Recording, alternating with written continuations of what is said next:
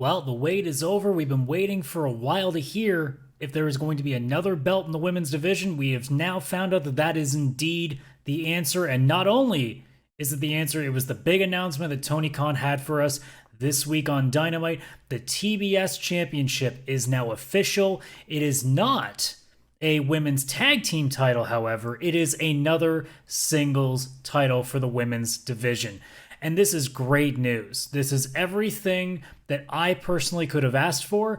As sad as I am to see tag titles not in the mix, maybe yet, but at this point, it is not in the mix as of right this moment. Another singles title, however, for the women, long overdue. The idea of a women's division having what is the equivalency to the TNT Championship, or if you want to go into WWE terms, the Intercontinental Championship, the United States Championship, the Television Championship, if you're looking at other promotions over the years, even like something like the Junior Heavyweight Championship, the Intercontinental Championship in New Japan Pro Wrestling. There are all these comparisons that you can make to belts that have always been traditionally men's division belts. And now here we are as of the 6th of October, 2021, in AEW on its 2-year anniversary, a women's version of those belts. We now have a belt that is essentially the hard worker, the workhorse belt of AEW's women's division. Realistically, it means that some women who are not going to be holding the main championship anytime soon finally have something to go for. They have something to do. Instead of, Chris Statlander, Hikaru Shida, Serena Deeb, Ali, Abaddon, I can keep going, Jade Cargill, Nyla Rose, like all these people not in the mix at this point. Hell, you got Riho, Yuka Sakazaki, Emi Sakura. If they get any more Joshi girls down the line, and anybody else they decide to bring in as we go too, there is now something else for them to do. You can give girls like Sky Blue, and I was about to say Leva Bates, but she hasn't really been wrestling in a while. Layla Hirsch, there we go. That's who I was trying to come up with there. All these girls who aren't getting a lot of time in a lot of big matches, this is their chance. Same to what Fuego del Sol has been getting to do with the TNT Championship. Same with Lee Johnson. You get these guys that have the chance to get a big time match, get some extra time, some real meaning for something, and go up against a high class athlete. This is another chance now for the women to keep getting better, something we've been asking for this division for quite some time now. Not to mention, now there are 2 titles going to be going on, which means once this title is given, presumably in January, because that's when they're officially making the transfer to TBS, that's when you can have possibly, I know, crazy to think of, 2 women's stories going on at the same time. It's actually a possibility. It means so much to women's wrestling. And I know that for some, it's not their cup of tea. Don't give a shit. There's plenty of other stuff on the show that you can watch.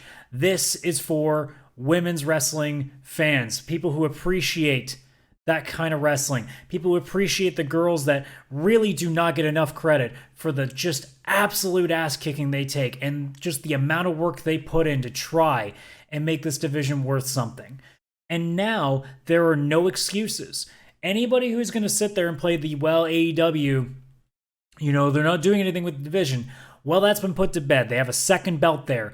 Now it's up to AEW now to transfer their part of the bargain and do something as well. It can't just be so-and-so's going to have the belt and then they're just going to randomly take a shot at TNT Championships kind of operated similarly in that, there's a few title matches scattered throughout. It's usually like the Open Challenge kind of belt. That's still fine. But at the very least, there are some stories being told. Like, obviously, with Miro, the stuff that was going on with Fuego and Sammy. You had the stuff going on with Eddie. There are things you can do. It doesn't have to be this major long-term storytelling. I don't think anybody taking a serious shot at AEW, criticizing them for how they've handled the women's division in the last 2 years, is saying that every story in the women's division has to be the 6-month long-term storytelling like Hangman and Omega have been. No, that's not what we're asking for. What we're honestly asking for is even just a little bit of effort in giving some reason for why these women are fighting each other. Great example tonight on Dynamite was Deeb and Shida. Deeb coming back off of injury, upsetting Shida on her big moment of winning 50 wins in her career, And then not only that, Deeb turning, I guess, further heel if she wasn't already by hitting her with that trophy that is not even Cheetah's yet. So it's a little thing, but that's enough. That starts a feud. So many women's matches happen with no feud. That's the problem. And with a second belt now, there's almost no excuse. They have to do something with it now. You know, you have to do some sort of reason of why these people are fighting for this championship. And now, because it exists, everything is off the table now. There is no way that people can say that AEW isn't trying, and now AEW has to put the effort to show it too. So if they do exactly what we expect them to now with a second belt, then it's problem solved. The division is now flourishing. The division has a lot going on. There are stories to be told, character arcs, people getting their work in. Everything that we've been asking for is now going to be a reality. Now, the ultimate question is where and when. We know that January 5th is going to be the official day that they move to TBS. Do they start the tournament then? Probably not, because they've already announced 4 names. They've announced Ruby Soho, Sky Blue, Jade Cargill, Thunder Rosa. Can't imagine Sheeta and Deeb are not going to be among that list. Statlander's probably in there as well. Who knows? There's a lot you can do with that. And it doesn't even have to be 8 people. You could make it a big division, like 16, person tournament, and just go through week by week by week and make this take, you could start it in a couple of weeks. You could start at the beginning of November and you can carry that into the finals for January. You can make that ride. Excuse me. You can do a lot with that.